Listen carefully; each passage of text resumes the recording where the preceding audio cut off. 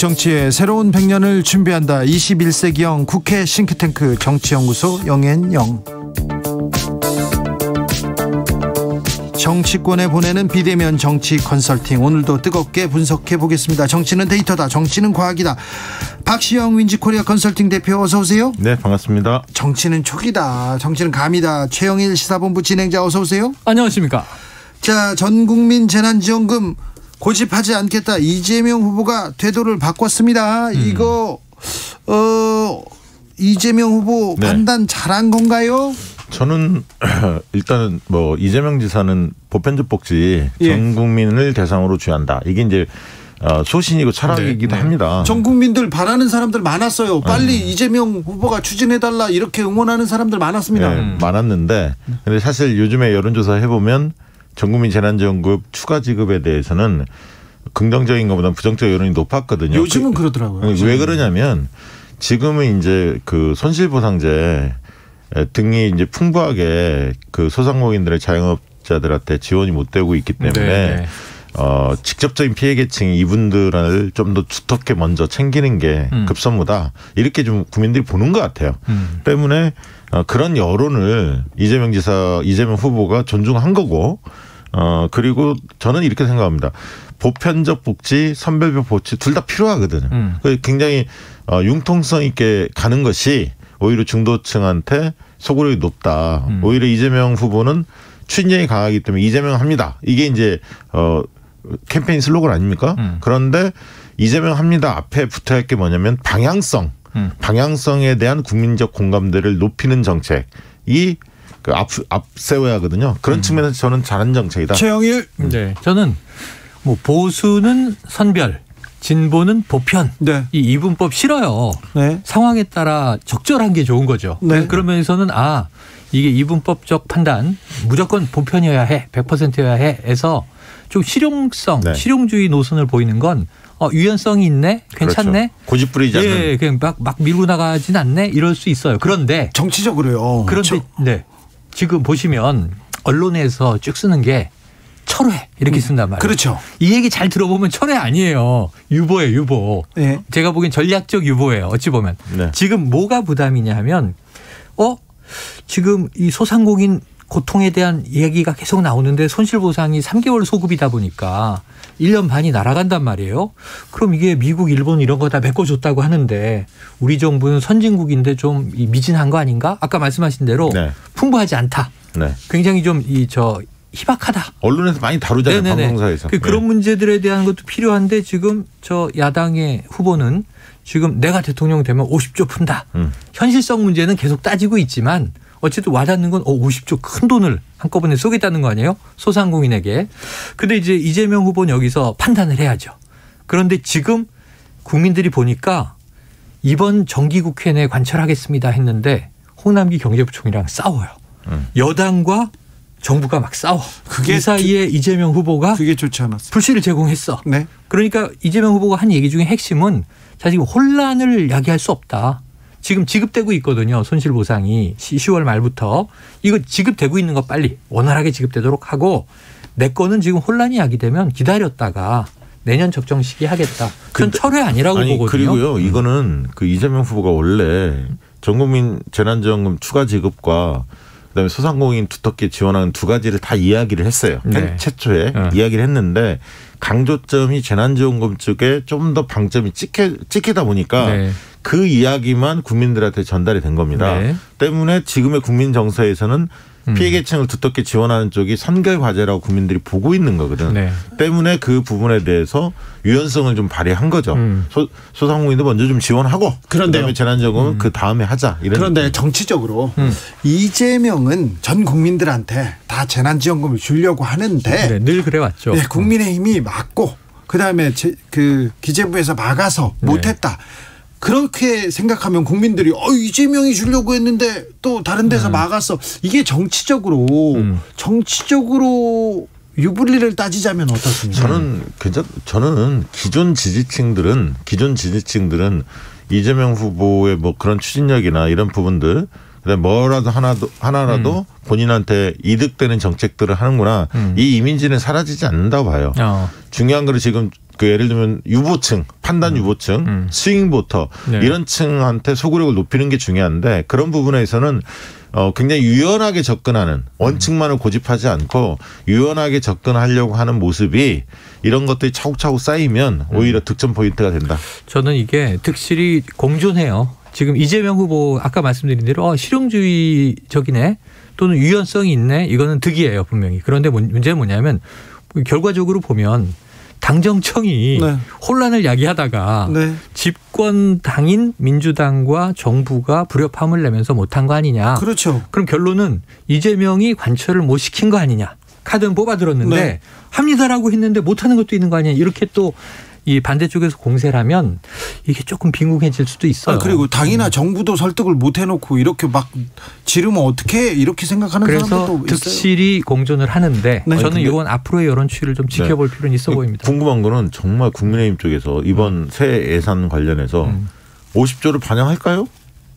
자영업 소상공인한테? 내년에 대통령이 되면 그렇게 한다고 하는 거지 되겠습니까 지금? 반영 안 하겠죠. 되겠습니까? 떠나서 반영 안 하고 그러면 새 추경이 예산에 나오겠지. 그렇게 적극적으로 목소리를 내야 하는 거 아닙니까? 네네. 국민의힘이.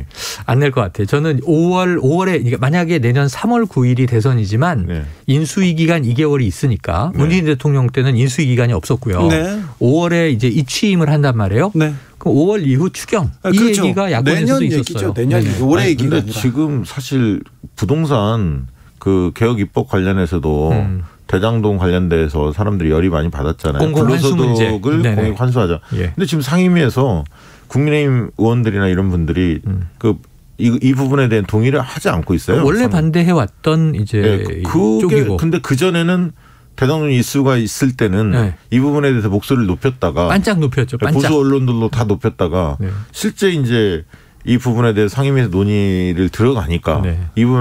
이 부분에 대한 입장들을 유보하거나 논의 자체를 거부하고 있거든요. 국민들이 관심이 없으면 또 국회의원들은 지나가지 않습니까? 국민은 이 부분 관심 높습니다. 3185님께서 여러 말 필요 없습니다. 지지율이 안 올라가니까 이재명 후보가 자기 고집을 부리다가 철회가 아니라 유연성도 아니고 전 국민 재난지원금 포기한 겁니다. 이렇게 얘기하고. 포기다. 네, 4532님은 소상공인 못 받는 사람들도 얼마나 많은데요. 주려면 다 줘야 돼요. 이런 의견은 네네, 있습니다. 네. 2182님 재난지원금 주려면 전 국민에게 주는 게 맞습니다. 그래야 소상공인 여러 부류로 쓰게 되니까 소상공인들도 결국 돕는 겁니다. 소상공인 어떻게 차별화시킬 거예요. 더 많은 불협화음 예상됩니다. 이렇게 우려하는 저는 그래서 사람들. 개인적으로는 두 가지 다 했으면 좋겠다는 거예요. 네네네. 소상공인대로 두텁게 지원하고 그렇죠. 전국민 재난지원금도 하면 좋겠다. 자, 이재명 후보의 지지율은 지금 답보 상태입니까? 박스에 갇혀 아직은 있습니까? 그런 것 같아요. 저는 네. 바닥은 쳤다고 봐요. 바닥 그러니까 쳤다. 정체는 맞는데 네. 정체는 맞는데 흐름상 보면 그동안에 이제 선대위라든가 여러 가지 문제들이 많이 있었잖아요. 네. 근데 이제 좀 정돈되는 느낌이고 아직은 뭐 그렇다고 해서 네네. 잘 굴러간다 느낌은 안 들지만 그렇지만 떨어지진 않아요. 예, 이제 흔히 말해 그걸 이제 바닥을 친다는 표현을 하거든요. 그 바닥을 쳤고 윤석열 후보는 굉장히 이제 상승을 했죠. 컨벤션 효과도 네. 이었고 네. 그 뒤에 지지율을 유지하고 있는데 일부 조사는 또 그 이재명 윤석열 간의 박빙 조사도 있고 차이가 제법 나는 조사도 네네. 여전히 있습니다. 그런데 어쨌든 서울 30대 여성 이런 쪽에서의 움직임이 윤석열 후보 쪽이 조금 더 유리한 상황으로 가요. 과거에 비해서는. 네. 그래서 이제 이 계층을 어떻게 이재명 후보가 공략하느냐, 접근하느냐 이게 이제 관건이 될 것 같고요. 거기에 이제 부동산 문제 굉장히 크게 있는 것 같고. 그래서 지금부터는 저는 악재는 오히려 지금 그 법적 리스크, 사법 리스크의 악재 요인은 윤석열 후보 쪽이 더 많습니다. 앞으로 놓여 있는 게 지금 이제 고발사주 의혹도 있죠. 부인의 배우자 건 도이치모터스 주가 의혹도 있고 코바나 콘텐츠 그다음에 이제 후보자 스스로도 판사 사찰과 관련해서 새로운 이야기들이 계속 나오고 있습니다. 때문에 연말까지는 봐야 한다. 저는 그리고 오히려 11월 말 12월 초쯤에 그 윤석열 후보와 관련된 부인과 관련된 뭐 이런 부분들이 도마위에 많이 오를 가능성이 있어서 윤석열 후보가 악재 요인이 많기 때문에 이재명 후보 쪽에서는 좀 더 상승할 가능성이 좀 있다 이렇게 내다보고 있습니다. 지금 비슷한 시각이긴 해요. 비슷한 시각이긴 한데 지금 아까 좀 문제가 된 지금 이제 지지율에서 이재명 후보가 뺏어와야 되는데 뺏기고 있는 대목 서울 2030 MZ세대 일명 또 여성층 이거 굉장히 중요하고요. 전통적으로 보면은 민주당이 이제 지금 국민의힘에 비해서는 유리했던 대상들이에요. 근데 이상하게 왜 뺏겼을까? 그러니까 예를 들면 이제 60대 이상 그러면 이제 보수 지지가 더 강하죠. 이거는 뺏어오긴 어렵습니다. 고착화돼 있는 거고.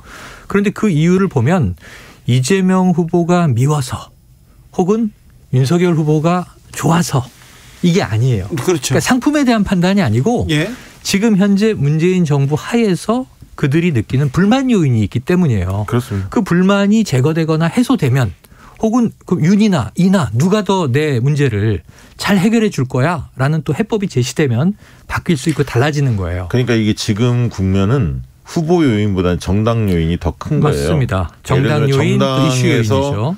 밀리기 때문에 민주당 쪽이 네, 후보 지지도에서도 당연히 밀릴 네. 수밖에 없고 그 얘기는 무슨 얘기냐면 민주당이 변화하고 있다. 변화하려고 노력한다. 혁신하려고 한다라는 것을 보여줘야 합니다. 그러니까 후보 혼자 뛴다고 되는 문제가 아니라 네. 아 민주당이 좀 국민들한테 신뢰를 얻고 있구나 이렇게 되면 이재명 후보 지지도는 올라갈 수밖에 없어요. 그리고 아까 이제 2030 얘기했는데 2030 얘기하다 보면 주로 20대 얘기를 많이 하게 됩니다. 아무래도 네. MZ세대 이야기를 하면서 그런데 실제로 민주당에서 더 눈여겨봐야 하는 건 이재명 후보 측에서 보면 30대입니다. 사실 네. 20대보다는 이 30대가 20대와는 달리 그래도 민주당이나 이재명 후보 쪽에 좀 더 우호적이었는데 최근에는 박빙이나 열세인 조사도 가끔 나오거든요. 네. 그 얘기는 30대들이 그 특히 이제 대출 문제라든가 부동산 뭐 여러 문제들에 대해서 굉장히 민감해하고 있는데 여기에 딱 맞춤형 공약이라든가 정책들을 내놓지 못하고 있다. 그런 생각이 좀 듭니다. 근데 정당 요인 얘기하셨으니까 네. 민주당에게 좀 당부드리고 싶은 게 뭐냐면 선대위가 메머드급으로 꾸려졌다. 선대위가 뭐 169명 의원들이 다 들어가 있는데 안 뛰고 있다. 또 이제 어제부터 나온 이슈로 열린민주당과 합당 추진한다. 이런 이슈에 있어서 이재명 선대위에서 뭔가 미래 공약을 내는 거 아주 중요해요. 잘 다듬어서 내야 되는데 공약과 정책 외에 지금 국민들이 민주당을 한땐 지지했지만 지금 지지를 유보하고 있거나 거둬들였거나 아니면 상대로 돌아선 경우는 그 미움의 근본 원인은 지난해부터 시작되는 거예요. 네. 180석 몰아줬는데 네. 뭐 했느냐예요. 예. 이게 부동산은 왜 이 지경이고 왜 경제는 나아지지 않으며 왜 나의 일자리는 없고 이런 문제거든요. 체감되는 민생 문제.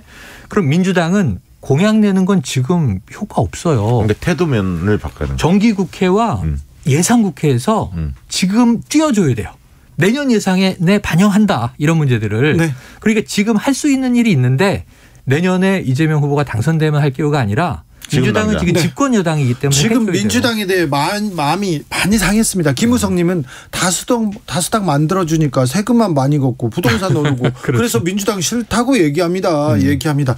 더 로맨스님은 윤 전 총장 악재는 악재가 아닙니다. 다들 윤 총장 비리에는 관심이 없어요. 7481님도 고발사주 관심 없다 이렇게 얘기합니다.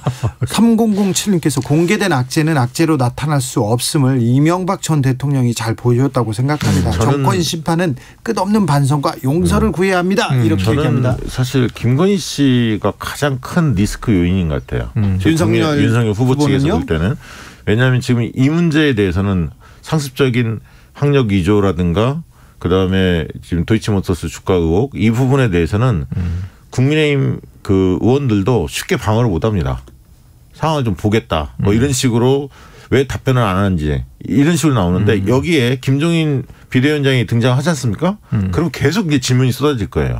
이준석 대표한테 묻기 시작할 겁니다. 이 문제에 답을 내라. 어떻게 보면 지금 윤석열 후보 측에서는 김건희 씨를 꽁꽁 숨기고 있는 전략이거든요. 드러내지 않지 않습니까? 네. 그리고 윤석열 후보가 아마 토론회나 이런 어떤 부분에 있어서 적극적으로 안 나올 가능성도 있습니다. 물론 꼭 필요한 토론은 당연히 나오겠지만 네. 그러니까 어떻게 보면 김종인과 이준석 이런 분들을 중심으로 내세우면서 후보가 오히려 잘 안 보이는 그것이 오히려 선거 전략일 수 있는 지금 이미 그런 양상이 나타나고 있죠. 그리고 이재명 후보 쪽은 오히려 인물 대결, 능력 대결 장으로 가자. 어제 개미 투자자 주식 관련해서 네. 어제 그 행사를 했는데 굉장히 어디서 그런 주식과 관련된 굉장히 식견 이런 걸 좀 과시했다고 해요. 화제가 됐었는데 어쨌든 이재명 후보 쪽은 개인기로 좀 돌파하려고 하는 후보의 인물 대결의 장으로 가려고 하는 그게 좀 캠페인의 차이는 좀 보입니다. 네. 대장동 이슈는 어떻게 흘러갈까요?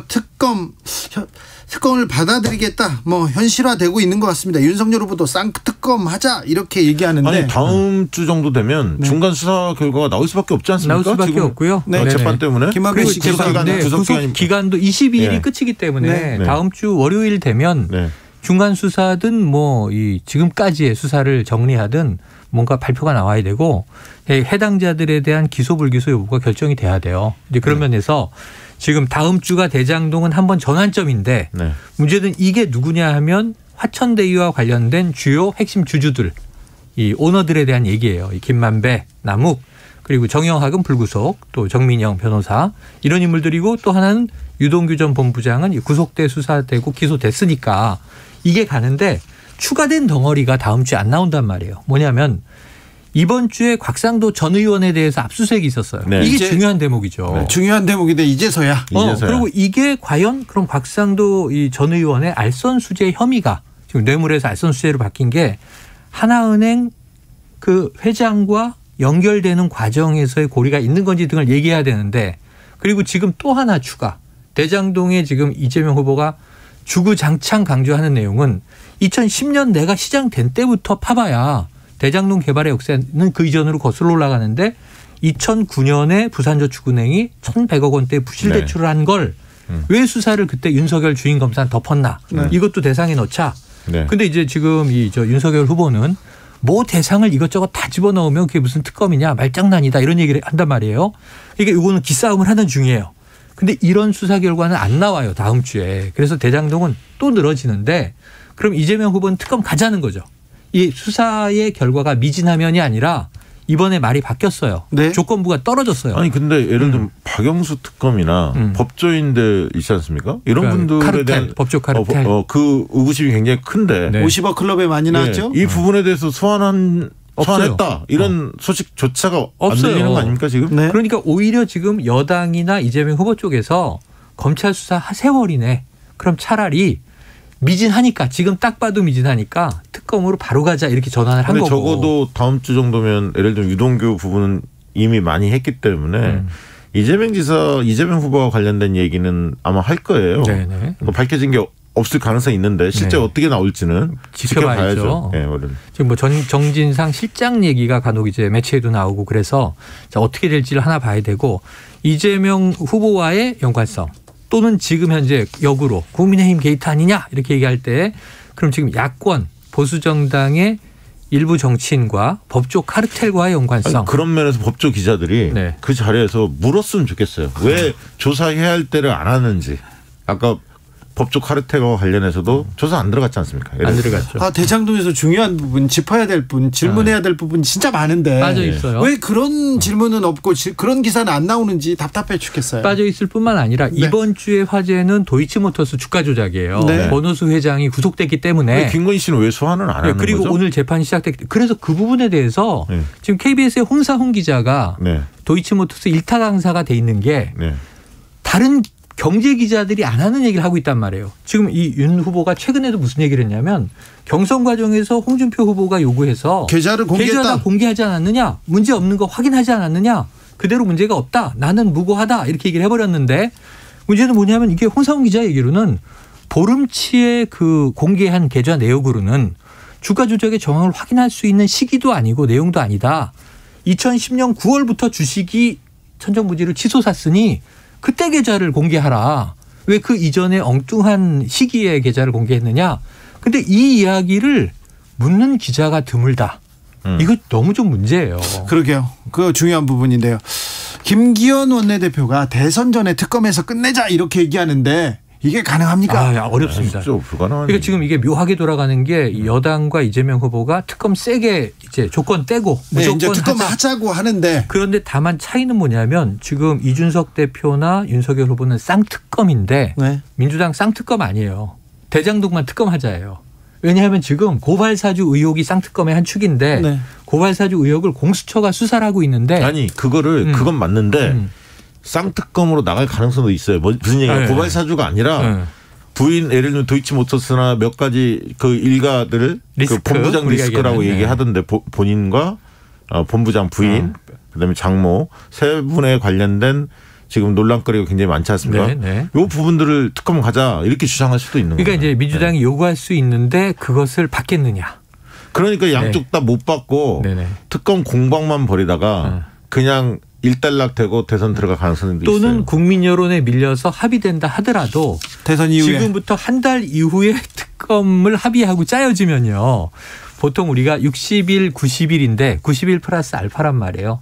그럼 한 4개월쯤 걸린다고 보자고요. 드루킹 특검 때도 그 정도 걸렸고 그러면 지금 이제 12월 중후반에 특검이 작동되면 대선 끝나고 나서야 한참 있다 결과가 나옵니다. 대선 12월 중후반에 꾸려질 수나 있을까요? 그리고 중간 수사 결과 발표가 아주 부분적인 뭔가가 하나씩 튀어나오면 여야의 영향을 확 주게 되죠. 진실을 밝히는 것도 중요하지만 그건 한 축이고 또 한 축은 교훈을 얻어서 제도적 장치를 마련하는 게 또 한 가지 중요한 거 아닙니까? 고쳐야죠. 그러니까 법을 바꿔야잖아요.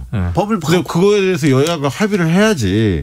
공익 환수라든가. 그렇습니다. 그다음에 예를 들면 부동산 감독원 설치라든가 실거래들을 정확히 알 수 있게끔 이런 부분에 대해서 왜 문제가 생겼을 때는 둘 다 뭐 여든 야든 다 하겠다고 했어요. 네. 근데 저는 이 부분이 만약에 쟁점이 되면 좀 야당이 전향적으로 나와야 하는 거 아닌가. 그러니까 대선 정국이라 우리의 상식은 맞아요. 박 대표님 말씀에 100번 동의하고 많은 국민이 그렇게 생각할 텐데 정치권은 대선에 있으니까 작은 불티 하나라도 튀어서 우리에게 유불리가 작동하면 저는 언론이 적어도 이 문제에 대해서는 국민의힘에게 입장을 정확하게 요구하고 입장이 바뀌었으면 왜 바뀌었는지 국민들의 알 권리를 충족시켜줘야 한다고 봅니다. 네. 자, 어제 이재명 후보하고 김혜경 씨 부인 김혜경 씨가 야구장 가셨어요. 네.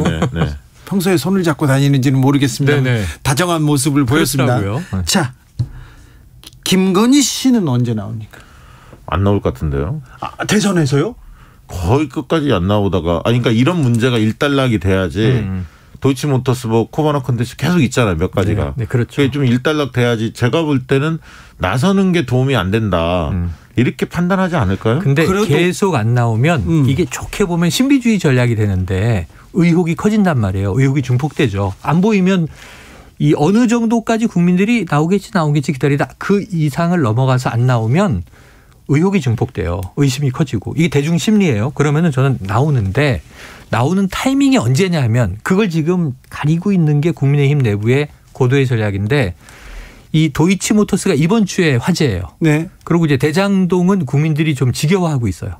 막연한 의심을 이재명 당시 시장 쪽이 더 관여가 깊지 않겠어? 뭐 이런 심증. 아니 만약에 도이치모터스 주가 의혹 사건에 대해서 소환도 안 했다. 만약에 검찰이 김건희 씨를 만약 이렇게 한다면 국민들이 납득하겠습니까? 결국은 검찰총장 과거의 인연들 이 검찰 카르텔에 그런 뭔가 혜택을 보는 거 아니냐.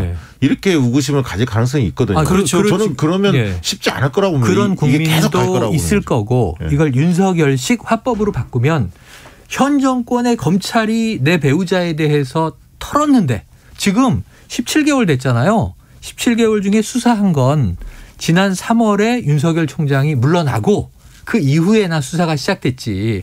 현직 총장으로 있는데 부인에 대한 사건이 제대로 수사가 됐겠느냐. 그 기간은 흘러간 시간으로 보는데 윤석열 후보는 뭐라고 얘기냐면 1년 반 넘게 탈탈 털었는데 조국 전 장관 가족보다 우리 집안을 더 털었는데 나온 게 없지 않느냐 이렇게 얘기한단 말이에요. 그전에 지금 나오는 얘기가 화법이. 그러니까 화법이 그게 맞는데 경찰이 그동안에 조사를 했었잖아요. 과거에. 내사를 했지 않습니까? 2013년입니다. 그렇죠. 그러니까 그 당시에 나왔던 내용도 상당히 많은데 그게 어쨌든 수사로 전환이 안 됐잖아요. 그것도 밝혀야 하는 거 아닙니까? 그런데 이번 검찰이 이 김건희 씨를 소환조차 안 하면 윤 후보는 기가 오히려 승하죠. 왜냐하면 문재인 정권의 검찰이 우리 배우자를 조사했는데 소환조차 안 할 정도다. 저는 그거는 어떻게 갈지 모르겠어요. 민심이 검찰을 진짜 개혁해야 하는구나.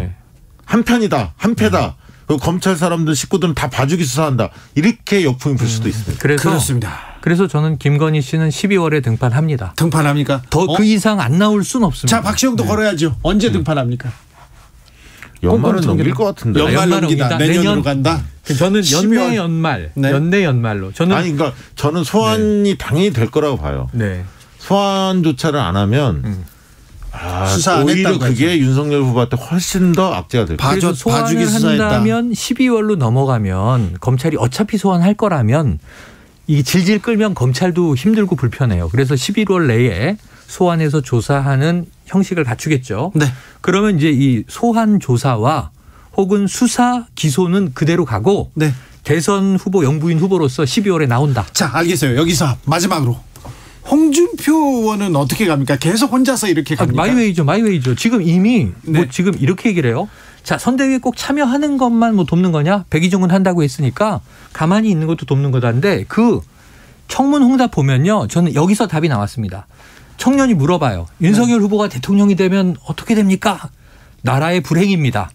여기서 그냥 전 게임 끝이에요. 그렇죠. 지원자, 지지자 지원자가 아니에요. 지원 세력 아니다. 그러니까 이준석 대표도 뭐 찾아가서 만나고 뭐 네. 설득도 하고 그런 것 같은데 전화도 안 받고. 그 홍준표 대표 스타일이 있잖아요. 그리고 팬덤이 만들어졌거든요. 2030에서.